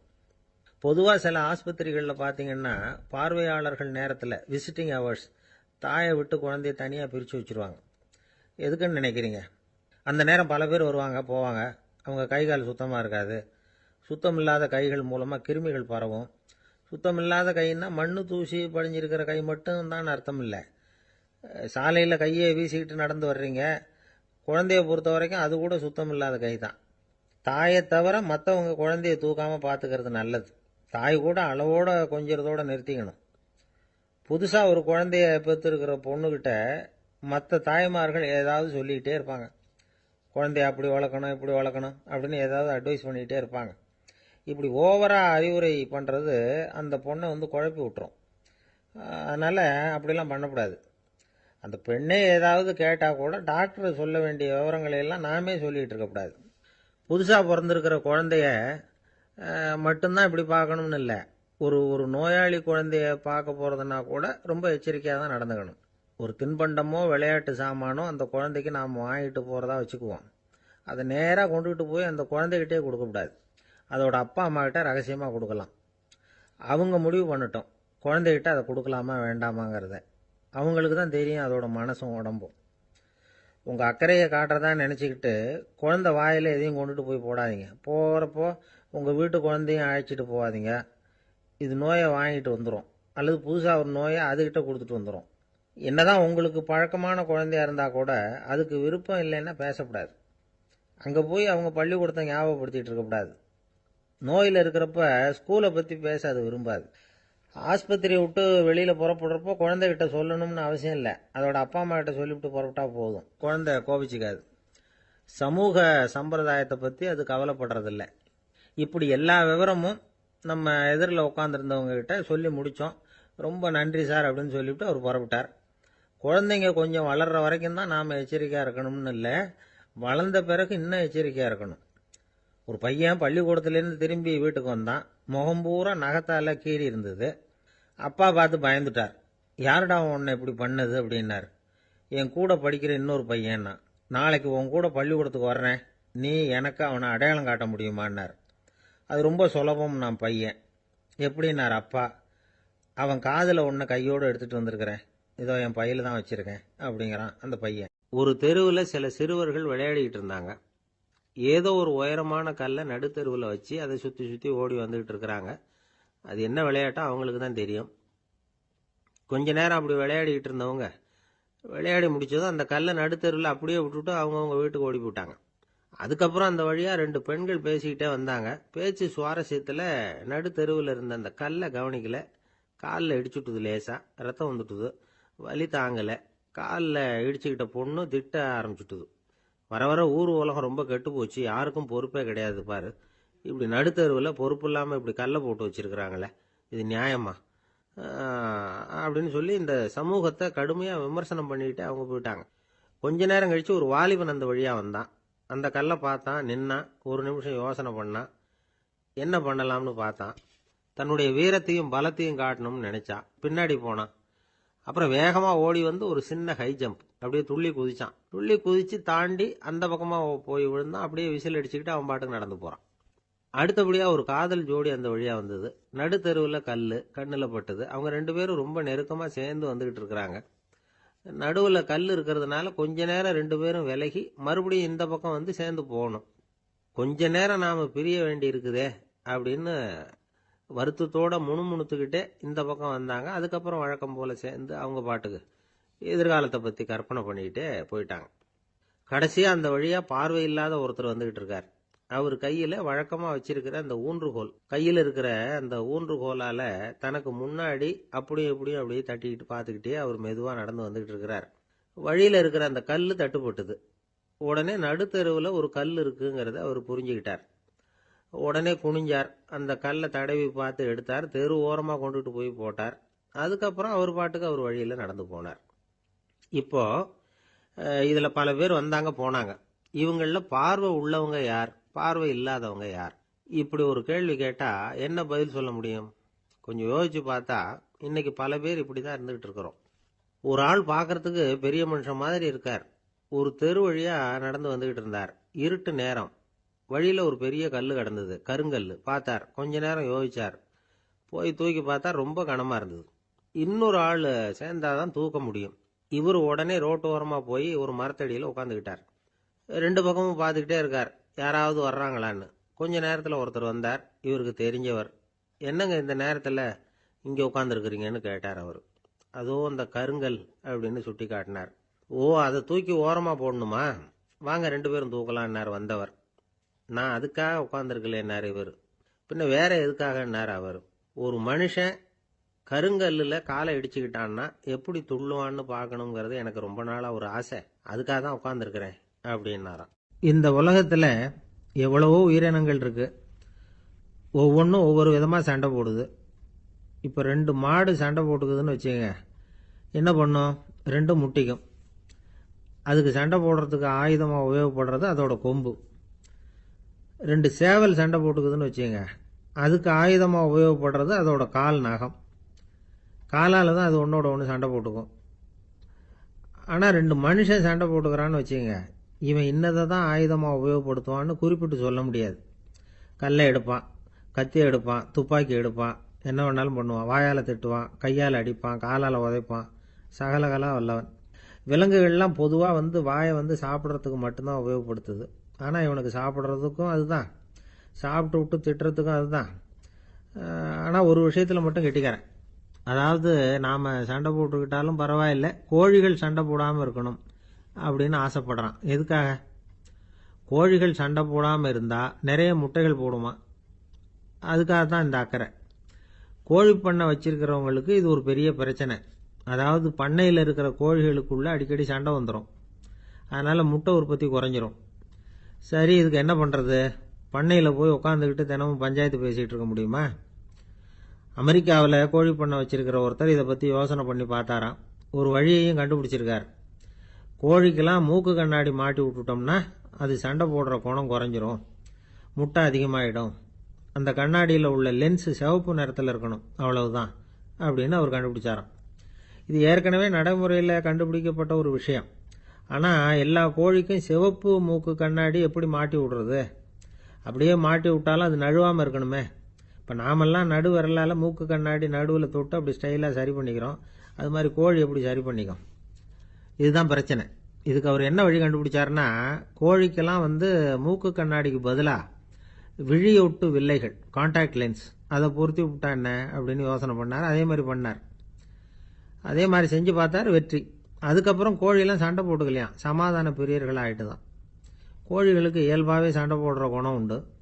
ஆனால் அதோட கண்ணுக்கு பார்க்குற பொருள்லாம் ரோஜா நிறத்துலையோ அல்லது இன்னும் சொல்ல போனால் அழுத்தமான சிவப்பு நிறத்துலையோ தெரிஞ்சதுன்னா சண்டை போடுற குணம் குறைஞ்சிருதான். அந்த சமயத்தில் அது அதிகமாகவும் முட்டையிட ஆரம்பிச்சுடுதான். அதே நேரத்தில் இறை எடுக்கிறத கூட குறைச்சிக்குதான். இது ஏன் இப்படி பண்ணுதுங்கிறது விஞ்ஞானிகளுக்கு இன்னமும் புரியலையா. எப்படியோ அமெரிக்க கோழிகள்லாம் கான்டாக்ட் லென்ஸ் பொருத்திக்க ஆரம்பிச்சாச்சு. கோழி கழுத்தை பிடிச்சிக்கிட்டு ஒரு சில வினாடிகளில் அதை பொருத்தி போடுறாங்களாம். கோழியோட ஆயுள் பூரா அது அப்படியே இருக்குமா. பண்ணையில் முட்டை உற்பத்தி குறைஞ்சா இது மாதிரி விஞ்ஞானபூர்வமாக பரிகாரம் தேடுறது தான் நல்லது. நமக்கு வேண்டியப்பட்ட ஒருத்தர், அவர் ஒரு கோழி பண்ணை வச்சுருந்தார். அந்த பண்ணையில் பாதி கோழி திடீர்னு செத்து போச்சு. உடனே ஒரு கால்நடை மருத்துவர்கிட்ட போக வேண்டியது தானே. அங்கே போகல. உள்ளூரில் மந்திரம் பண்ணிக்கிட்டு இருந்த ஒரு சாமியார்கிட்ட போனார். அவர் காலில் விழுந்தார். சாமி, என் பண்ணையில் பாதி கோழி செத்து போட்டுதுன்னார். சாமியார் யோசனை பண்ணார். சரி, பண்ணையில் வாசப்படி கிழக்கு பக்கமாக வச்சிருக்கியா மேற்கு பக்கமாக வச்சிருக்கியான்னு கேட்டார். கிழக்கு பக்கமாக இருக்குன்னார் அவர். அதுதான் தப்பு, மேற்கு பக்கமாக அதை மாற்று சரியாக போடும்னாராம். அதே போல் இவர் போய் மாற்றிவிட்டார். அப்பவும் பாதி செத்து போச்சு. மறுபடியும் சொன்னார், சாமி மறுபடியும் பாதி கோழி செத்து போட்டுதேன்னார். சரி, கூரை எப்படி போட்டிருக்க, ஓடு போட்டிருக்கியா இல்லை கீத்து போட்டிருக்கியான்னார். ஓடு போட்டிருக்கேன்னாராம் அவர். அதுதான் தப்பு, கீத்து போட்டுரு சரியாக போடும்னாராம். சரின்னு போய் அதையும் மாற்றி பார்த்தார். மறுபடியும் போயிட்டுது, கோழி செத்து போச்சு. வந்தார். மறுபடியும் பாதி செத்து போச்சு சாமின்னு வந்தார். இவரும் யோசனையை மாத்தி மாத்தி சொல்லிட்டே இருக்கிறார். இப்படி அவரும் மாத்தி மாத்தி பார்த்தார்.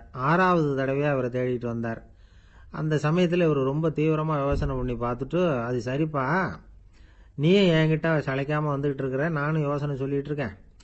இப்பவும் உங்ககிட்ட சொல்றதுக்கு என்கிட்ட யோசனை நிறைய இருக்கு. ஆனா சோதிக்கிறதுக்கு உங்ககிட்ட கோழி இல்லையே, என்ன பண்றது அப்படின்னாராம் இவர். அன்பா இருக்கணும்னு அநேக பெரியவங்க சொல்லி இருக்கிறாங்க. நாமளும் அதை கேட்டுட்டு அன்பு காட்டுறதுக்கு தயாரா தான் இருக்கிறோம். அதை வாங்கறதுக்கு தான் ஆளை காணும். இருந்தாலும் அன்புல எத்தனையோ வகை உண்டு. அதை சரியா புரிஞ்சுக்கிட்டு அதுக்கப்புறம் அன்பு காட்ட ஆரம்பிக்கணும். வகையை புரிஞ்சுக்காம அன்பு காட்டினா வம்புல மாட்டிக்க வேண்டியதுதான். அன்புன்னா சாதாரணமா நினைச்சு விடாதீங்க. அதுல எவ்வளவு விதம் தெரியுமா? இரக்கம், கருணை, காருண்யம், பந்துத்துவம், பட்சம், பாசம், நேசம், விசுவாசம், அபிமானம், காதல், பக்தி, இப்படி பல விதமா அதை பத்தி சொல்லி வச்சிருக்கிறாங்க பெரியவங்க. இந்த வார்த்தைகள் எல்லாம் நாம கேள்விப்பட்டதுதான். இருந்தாலும் அதுகளுக்குள்ள என்ன வித்தியாசம்னு கேட்டா சரியா சொல்ல தெரியாது. அதனால இந்த வார்த்தைகளுக்கெல்லாம் பெரியவங்க என்ன விளக்கம் சொல்றாங்கன்னு இப்ப பார்க்கலாம். எளியவர்கள் மேல செலுத்துற அன்பு இருக்கு பாருங்க, அதுக்கு இரக்கம்னு பேரு. அறிவு பலம், சரீர பலம், இது ரெண்டும் இல்லாதவங்க மேல, அதாவது வலிமையற்றவர்கள் மேல செலுத்துற அன்பு இருக்கு பாருங்க, அதுதான் கருணை. எறும்புல இருந்து யானை வரைக்கும் சகல ஜீவராசிகள் மேலேயும் காட்டுற அன்புக்கு காருண்யம்னு பேரு, ஜீவகாருண்யம். சிவி சக்கரவர்த்தி காட்டின அன்பு இந்த ரகம். உறவினர்கள், சொந்தக்காரங்க, அவங்க வசதியா இருந்தாலும் வறுமையில இருந்தாலும் வித்தியாசம் இல்லாம காட்டுற அன்பு இருக்கு பாருங்க, அதுக்கு பேரு பந்துத்துவம். ஒரு எஜமானன் வேலையாள்கிட்ட காட்டுற அன்பு இருக்கு பாருங்க, அதுக்கு பேரு தான் பட்சம். அவனும் தன்னை மாதிரி மனுஷன்தாங்கிற நினைப்பு வேணும். ஒரு தாய் தன்னுடைய குழந்தை மேல, ஒரு குழந்தை தன்னுடைய தாய் மேல செலுத்துற அன்புக்கு பாசம்னு பேரு. ஈருடல் ஓர் உயிர்னு நினைக்கிறது இது. ராமரும் கௌசலையும் இதுக்கு உதாரணம். தம்மை ஒத்த நண்பர்கள் கிட்ட செலுத்துற அன்புக்கு நேசம்னு பேரு. வயசு, செல்வம், அந்தஸ்து, இந்த வித்தியாசம் எல்லாம் பார்க்காம அவங்க சுக துக்கத்துல சமபங்கு எடுத்துக்கிறது இது. கிருஷ்ணன் குசேலர்கிட்ட காட்டினது இந்த ரகம். வேலை செய்யறவன் முதலாளி கிட்ட காட்டுற அன்புக்கு விசுவாசம்னு பேரு. தேசத்து மேலையும் தாய்மொழி பேர்லையும் செலுத்துற அன்புக்கு அபிமானம்னு பேரு. தேசாபிமானம்னு சொல்றமே இதுதான். ஒரு கணவன் மனைவி பேர்ல காட்டுற அன்புக்கு காதல்னு பேரு. கடவுள் பேர்ல செலுத்துற அன்புக்கு பக்தின்னு பேரு. இப்படி அன்புல பல ரகம் இருக்கிறப்போ அதுல உள்ள வித்தியாசம் தெரியாம இடம் மாத்தி அன்பு காட்டினா இடைஞ்சல் தான். சரி, இந்த அன்பை பத்தி விஞ்ஞானம் என்ன சொல்லுது தெரியுமா? இதயத்தை பாதுகாக்கிறதுக்கு முக்கியமா தேவைப்படுற ஒண்ணு இந்த அன்புதான்னு சொல்லுது. நெதர்லாந்து விஞ்ஞானிகள் இதை ஆராய்ச்சி பண்ணியே கண்டுபிடிச்சிருக்கிறாங்க. கொஞ்சம் முயல் குட்டிகளை 2 பிரிவா பிரிச்சாங்க. 2 குரூப்புக்கும் கொழுப்பு அதிகமா உள்ள ஆகாரத்தையே கொடுத்துட்டு வந்தாங்க. ஆனா ஒரு குரூப்புக்கு வெறுமன ஆகாரத்தை கொடுத்ததோட சரி, இன்னொரு குரூப் முயல்களுக்கு ஆகாரம் கொடுத்ததோட நிறுத்திக்கல. அதுக்கு முன்னாடி கூண்டுகளை திறந்து விட்டு முயல்களை கொஞ்ச நேரம் எடுத்து கொஞ்சி விட்டு அதுக்கப்புறமா ஆகாரம் கொடுத்தாராம் ஆராய்ச்சியாளர். இந்த குரூப்புக்கு இதய பாதிப்பு 60% குறைச்சலா இருந்துதான். சில நோயாளிகளுக்கு ஹார்ட் அட்டாக் வந்தாலும் அதை தாங்கிக்கிட்டு குணமாகிற சக்தி அதிகமா இருக்குது. இது எப்படின்னு ஆராய்ச்சி பண்ணி பார்த்திருக்கிறாங்க. அவங்க எல்லாம் மனைவி தன் பேர்ல ரொம்ப அன்பா இருக்கிறதாக நினைக்கிறவங்களா இருக்கிறாங்களாம். இதய நோயாளிகள் பல பேரை சந்திச்சு இதய நோய் ஏற்பட என்ன காரணம்னு கேட்டிருக்கிறாங்க. அவங்க சொன்ன காரணம்லாம் சாப்பாடு சம்பந்தமா இல்லையா, மனைவி அன்பா இல்ல, இப்படிப்பட்ட காரணத்தை தான் சொல்றாங்களாம். அதனால இதயத்தை பாதுகாக்கணும்னு நினைக்கிறவங்க அடுத்தவங்க அன்பா இருக்கிறது மாதிரி பாத்துக்குங்க, அதுதான் முக்கியம். ஒருத்தர் முகம் பூரா பிளாஸ்டரி போட்டுக்கிட்டு வந்தார். ரொம்ப கோபமா, என்னங்க ஆச்சுன்னு விசாரிச்சேன். எல்லாம் உங்களால தான் சார்னார். விவரமா சொல்லுங்களேன். என்ன, உங்க தகவலை கேட்டுட்டு ஒரு பூனைக்குட்டியை கையில எடுத்தேன், அன்பா அதை தடவி கொடுக்கறதுக்காக. ஆனா அது முந்திக்கிட்டது, அது என் முகத்தை தடவி கொடுத்துட்டுது, முகம் பூரா நகை கீறல், அதுதான் இப்படி அப்படின்னார். அன்புல அறிவு சேராததுனால வந்த கோலம். இந்த உலகத்துல நாம நல்லபடியா இருக்கணும்னா அதுக்கு முக்கியமா தேவைப்படுறது 2. ஒன்னு செல்வம், இன்னொன்னு அறிவு. சரி, இது 2ல சிறந்தது எது அப்படின்னு ஒரு கேள்வி கேட்டா என்ன பதில் சொல்றது? இதே கேள்விய ஹஸ்ரத் அலி அவர்கள் கிட்ட கேட்டாங்களாம். அவர் ஒரு பெரிய அறிஞர். கேள்வி கேட்டவங்களும் சாதாரண ஆட்கள் இல்லை, இவங்களும் அறிஞர்கள். ஒரு நாள் ஹஸ்ரத் அலி அவர்கள்கிட்ட 10 அறிஞர்கள் வந்தாங்களாம். ஐயா, நாங்க 10 பேரும் உங்ககிட்ட ஒரே கேள்வியை தான் கேட்க வந்திருக்கிறோம். ஆனா எங்க 10 பேருக்கும் நீங்க தனித்தனியா பதில் சொல்ல முடியுமா அப்படின்னு கேட்டிருக்காங்க. அதாவது அவங்க ஒரே கேள்விக்கு இவர்கிட்ட இருந்து 10 விதமான பதில் எதிர்பார்க்கறாங்க. சரி கேளுங்க, என்ன கேள்வி அப்படின்னாரு அவர். அப்பதான் அவங்க கேட்டாங்களாம், செல்வம் அறிவு இது ரெண்டுல சிறந்தது எது? இதுதான் கேள்வி. ஹஸ்ரத் அலி என்ன பண்ணார் தெரியுமா? அவங்கள ஒவ்வொருத்தரா கூப்பிட்டார். ஒவ்வொரு விதமான பதில சொல்லி அனுப்புனார். முதல்ல ஒருத்தரை கூப்பிட்டார், சொன்னார், அறிவுங்கிறது தீர்க்கதரிசிகள், ஞானிகள், மகான்கள் இவங்களோட பரம்பரை சொத்து. ஆனா செல்வம்ங்கிறது கொடுங்கோலரின் ஆயுதம். அதனால அறிவு தான் சிறந்தது அப்படின்னார். ரெண்டாவது ஆளை கூப்பிட்டார். உங்ககிட்ட செல்வம் இருந்தா நீங்க தான் அதை காப்பாற்றணும். ஆனா அறிவு உங்களை எப்பவும் காப்பாற்றும். ஆகவே அறிவு தான் சிறந்தது அப்படின்னார். மூணாவது ஆளை கூப்பிட்டார். செல்வந்தனுக்கு எப்போதும் விரோதிகள் அதிகம். ஆனா அறிஞனுக்கு நண்பர்கள் அதிகம். அதனால அறிவு தான் சிறந்ததுன்னார். அடுத்தவரை கூப்பிட்டார். செல்வம் அடுத்தவங்களுக்கு கொடுக்க கொடுக்க குறையும். ஆனா கல்விங்கிறது அதிகரிச்சுக்கிட்டே வரும், கொடுக்கறதுனால குறையாது. அதனால அறிவு தான் சிறந்ததுன்னார். இன்னொருத்தரை கூப்பிட்டார். அறிவுள்ளவன் எப்பவும் அதை அடுத்தவங்களுக்கு வாரி வழங்கிக்கிட்டே இருப்பான். அதனால அவங்ககிட்ட தாராளத்தன்மை இருக்கும். ஆனா செல்வந்தன் கிட்ட கஞ்சத்தனம் தான் இருக்கும். அதனால அறிவு தான் சிறந்ததுன்னார். ஆறாவது நபரை கூப்பிட்டார். செல்வத்தை கள்வர்கள் திருடிட்டு போக முடியும். ஆனா அறிவை அப்படி திருடிட்டு போக முடியாது அப்படின்னார். ஏழாவது நபரை கூப்பிட்டார். செல்வம் கால ஓட்டத்துல அழிஞ்சிரும். ஆனா அறிவை கால ஓட்டம் ஒன்றும் பண்ண முடியாது. ஆகவே அறிவே சிறந்ததுன்னார். எட்டாவது ஆளை கூப்பிட்டு சொன்னார், செல்வத்துக்கு எப்பவும் எல்லை உண்டு, நிறைவு உண்டு, அளவு உண்டு, கணக்கு உண்டு. ஆனா அறிவுக்கு அப்படிப்பட்ட எல்லை எதுவும் கிடையாது. அதனால அதுதான் சிறந்ததுன்னார். அடுத்தவனை கூப்பிட்டார். செல்வம் உள்ளத்துல உள்ள ஒளியை போக்கிவிடும், இருட்டை உண்டாக்கிவிடும், விரிந்த மனப்பான்மையை குறுகலாக்கிவிடும். ஆனா அறிவு அப்படி இல்லை. இருண்ட உள்ளத்துல ஒளியை பாய்ச்சி அதை விசாலப்படுத்துது. அதுதான் சிறந்ததுன்னார். கடைசியா 10வது நபரை கூப்பிட்டார். செல்வம் மனசுல செருக்கை உண்டாக்குது, ஆணவத்தை ஏற்படுத்துது. அதனால நானே கடவுள்னு நினைக்கிற அளவுக்கு மனுஷனை தாழ்த்தி விடுது. ஆனா அறிவு பணிவையும் பண்பாட்டையும் வளர்க்குது. அதனால அறிவு தான் சிறந்ததுன்னார். ஆக இப்படி 10 பேருக்கும் 10 விதமா பதில் சொன்னது மூலமா ஹஸ்ரத் அலி அவர்கள் அறிவு தான் செல்வத்தை விட சிறந்தது அப்படிங்கறதுக்கு 10 காரணங்களை சுட்டி காட்டியிருக்கார். அந்த அறிஞர் 10 பேர் கேட்ட ஒரே கேள்விக்கு 10 பதில் சொன்னார். நமக்கு வேண்டிய ஒருத்தர் 10 பேர் கேட்ட கேள்விக்கு ஒரே பதில் சொல்லி சமாளிச்சார். கேள்வி என்ன தெரியுமா? என்கிட்ட வாங்கின கடனை எப்பயா திருப்பி கொடுக்க போற? இதுதான் அந்த 10 பேரும் கேட்ட ஒரே கேள்வி. இந்த மாசம் 26ஆம் தேதி தந்துடுறேன் அப்படிங்கிற ஒரே பதில சொல்லி அவ்வளவு பேரையும் இவர் அனுப்பி வச்சுட்டாராம். எல்லாரும் போனதுக்கு அப்புறம் இவரை தனியா கூப்பிட்டு கேட்டிருக்கிறாங்க. அது என்ன சார் கணக்கு, 26ஆம் தேதி அன்னைக்கு என்ன அதிசயம் நடக்க போகுது அப்படின்னு கேட்டிருக்காங்க. அதிசயம் அன்னைக்கு இல்ல, அதுக்கு முத நாளே நடக்க போகுதுன்னாராம். விவரமா சொல்லுங்கன்னு இருக்காங்க. வேற ஒண்ணும் இல்லைங்க, 26ஆம் தேதி தானே எல்லாரையும் வர சொல்லி இருக்கிறேன். அதுக்கு முத நாளே நான் புறப்பட்டு தலைமறைவாயிட போறேன் அப்படின்னாராம் ரொம்ப பெருமையா. 2 பேர் சுவாரஸ்யமா பேசிட்டு இருக்கிறப்போ குறுக்க புகுந்து தொந்தரவு பண்றதுக்குன்னே சில பேர் இருப்பாங்க. அது ரொம்ப இடைஞ்சலா இருக்கும்.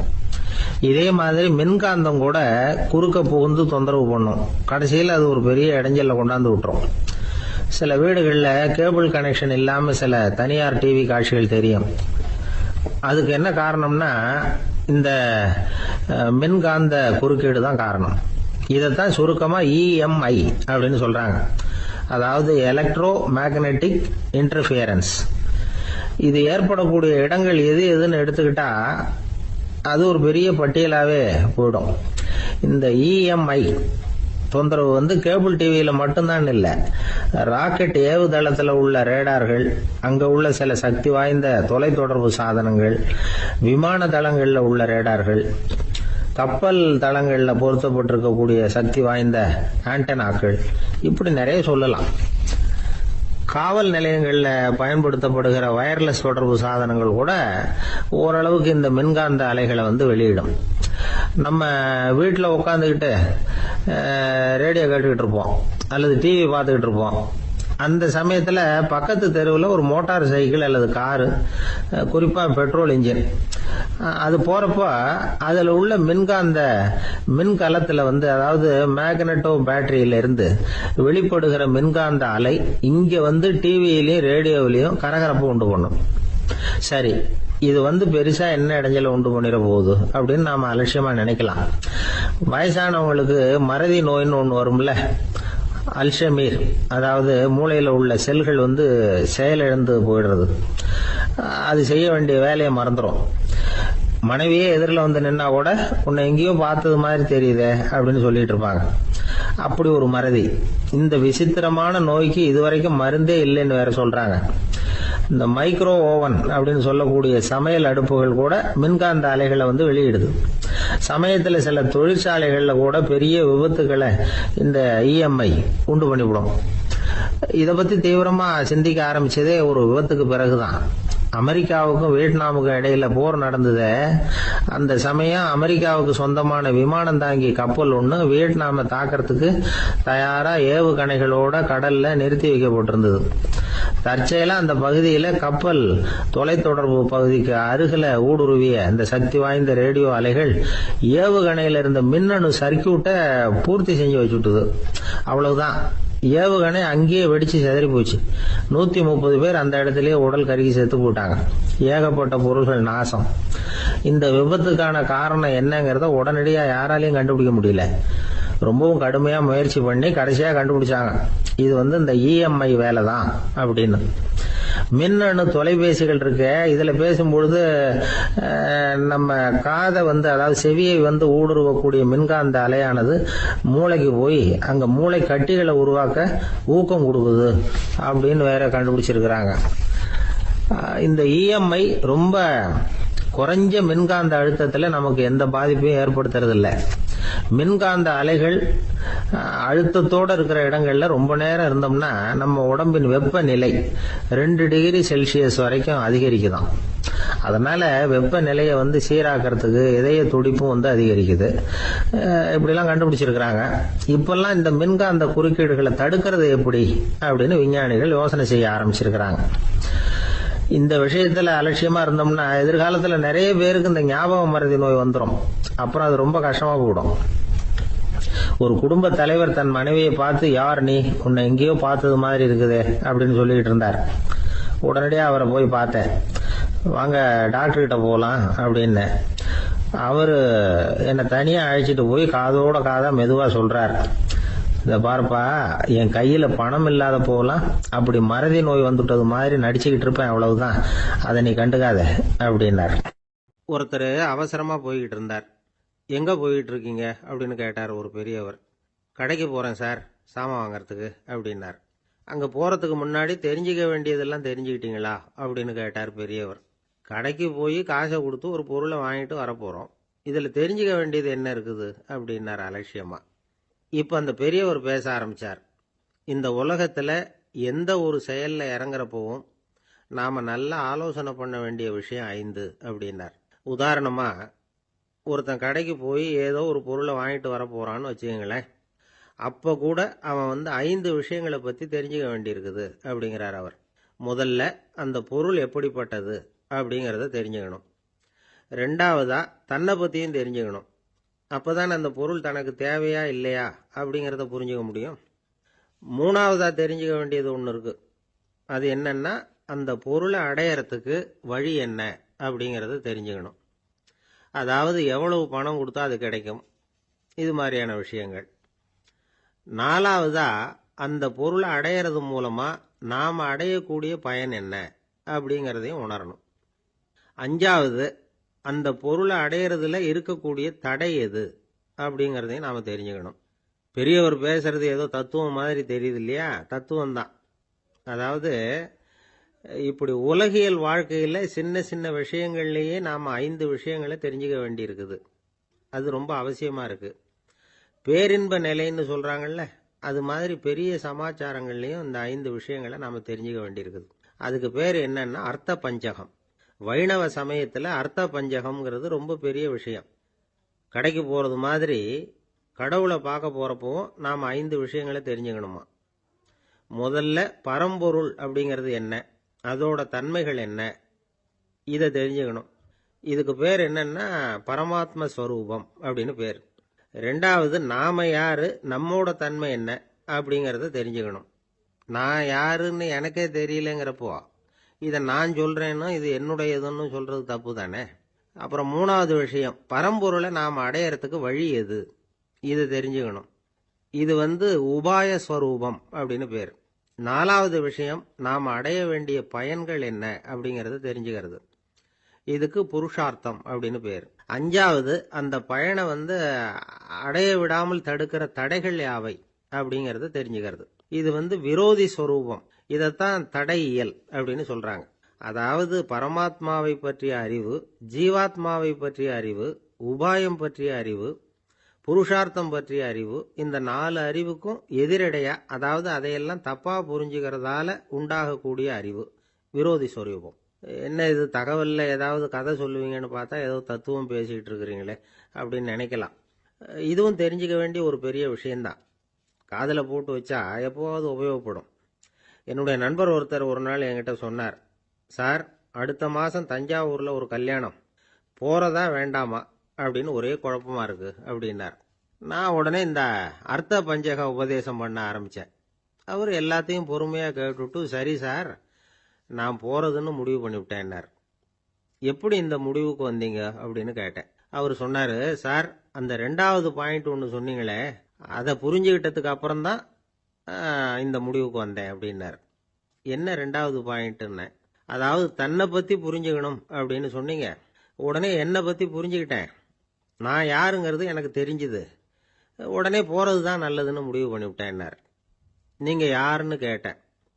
நான் தான் சார் அந்த கல்யாணத்தில் தாலி கட்ட வேண்டிய மாப்பிள்ளை அப்படின்னார். ஐயா, என்னுடைய நூல் வெளியீட்டு விழாவுக்கு அவசியம் நீங்கள் வரணும் அப்படின்னு கூப்பிட்டார் ஒருத்தர். எப்போ வரணும்னு கேட்டேன். அடுத்த வாரம்னார். சரி, புத்தகம் தயாராகிட்டுதா அப்படின்னேன். நாளைக்கு தான் அச்சிக்க கொடுக்க போகிறேன்னார். என்னங்க இது, புத்தகம் அச்சிடுறதுக்கு முன்னாடியே அழைப்பிதழை அச்சடிச்சு விட்டீங்களே அப்படின்னு கேட்டேன். அதனால் என்னங்க, அந்த காலம் மாதிரியா போடலாம், அச்சுக்கலை எவ்வளவோ முன்னேறியாச்சுங்க. Linotype, monotype, phototype, laser, இப்படி என்னென்னமோ வந்தாச்சு.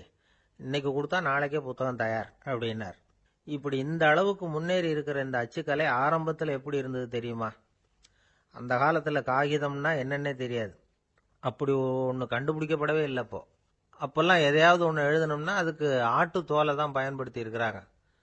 கண்ணுக்குட்டி தோல் கூட அதுக்கு உபயோகப்பட்டு தான். ஐரோப்பாவில் இருந்த பாதிரியார்கள் தோலில் எழுதப்பட்ட புத்தகத்தை தயாரிக்கிறதுல ரொம்ப கெட்டிக்காரங்களாம். எகிப்து, அப்புறம் மத்திய தரைக்கடல் ஓரத்தில் உள்ள நாடுகள், இங்கெல்லாம் தோல் தான் எழுது பொருளாக பயன்பட்டு வந்திருக்குது. ஆனால் நம்ம நாட்டில் ஓலைச்சுவடிகளை எழுத்துக்கு பயன்படுத்தி இருக்கிறாங்க. எழுதுறதுக்கு தோலை பயன்படுத்தினவங்க பிறகு பேப்பரைஸ் அப்படிங்கிற கோரை புல்லை அதுக்கு பயன்படுத்தினாங்களாம். இதெல்லாம் அப்படி கொஞ்சம் கொஞ்சமாக கண்டுபிடிச்சிட்டு வந்திருக்கிறாங்க. அந்த புல்லை கச்சிதமாக நறுக்க வேண்டியது, நல்லா பதப்படுத்த வேண்டியது, அதுக்கப்புறம் அதில் எழுத வேண்டியது, அவ்வளவுதான். பேப்பருங்கிற சொல்லே இந்த பேப்பைரஸ் அப்படிங்கிறதுலேருந்து வந்தது தான். அதுக்கப்புறம் தான் காகிதம் வந்தது. இதை முதல்ல சீன நாட்டில் தான் கண்டுபிடிச்சாங்க. அது வந்த பிறகு அச்சு எந்திரம் கண்டுபிடிக்க வேண்டிய அவசியம் ஏற்பட்டது. அதை கண்டுபிடிச்சவர் ஜெர்மானிய அறிவியல் அறிஞர் ஜான் கூட்டன்பர்க். அச்சு கலைக்கு அடித்தளம் அமைச்சவர் அவர் தான். ஜெர்மனியில் மெயின்ஸ் அப்படிங்கிற ஊரில் 1399 பிறந்தார். அவரோட மாமன் ஒருத்தர் உலோக வேலையில் வல்லவர். அவர்கிட்ட அந்த வேலையை கற்றுக்கிட்டார். அதோட வைர கற்களை பட்டை தீட்டுறதுலையும் ரொம்ப தேர்ச்சி பெற்றிருந்தார். இளம் வயசுலேயே சும்மா இருக்க மாட்டாராம். எதை செஞ்சாலும் அதை திறமையாக செய்வாராம். அவர் தான் முதல்ல மர அச்சு எழுத்துக்களை உருவாக்கினார். அது மேலே மை தடவி பிரதிகள் எடுத்தார். அதுக்கப்புறம் உலோக எழுத்துக்கள், முதல்ல காரியம், அப்புறம் இரும்பு, அப்புறம் கலப்பு உலோகம், பிறகு அச்சடிக்கிறதுக்கு எந்திரம் ஒன்றையும் உருவாக்கினார். முதல்ல பைபிள் அச்சடித்தார். 1468 அவர் இறந்து போனார். 16ஆம் நூற்றாண்டில் மேலை நாடுகளிலிருந்து மர எழுத்துக்களை கொண்டுகிட்டு தமிழ்நாட்டில் கிறிஸ்தவ நூல்களை அச்சிட்டாங்க. அப்போல்லாம் அச்சகங்கள் போதிய அளவுக்கு இங்கே இல்லை. அதுக்கு என்ன காரணம்னா, இந்தியர்கள் அச்சகங்களை நடத்தக்கூடாது அப்படின்னு சட்டம். 1835 வரைக்கும் அந்த சட்டம் நடைமுறையில் இருந்தது. இந்த நிலைமையில் அங்கேயும் இங்கேயுமா 1-2 அச்சகங்கள் ஆரம்பமாச்சு. 1713 தரங்கம்பாடியில் லூதரன் மிஷன் அச்சகம், அதே ஆண்டில் சென்னையில் SPCK அச்சகம், இது ரெண்டும் தான் இந்தியாவில் முதல்ல தொடங்கப்பட்ட அச்சகங்கள். ஆட்டுத்தோல்லையும் ஓலைச்சுவடியிலையும் எழுதப்பட்ட எழுத்துக்கள் இன்னைக்கு எங்கேயோ போயிட்டுது. ஆனா நம்ம ஊர்ல எழுத்தாளர்கள் நிலைமை தான் ஒன்றும் சொல்லிக்கிறது மாதிரி இல்லை.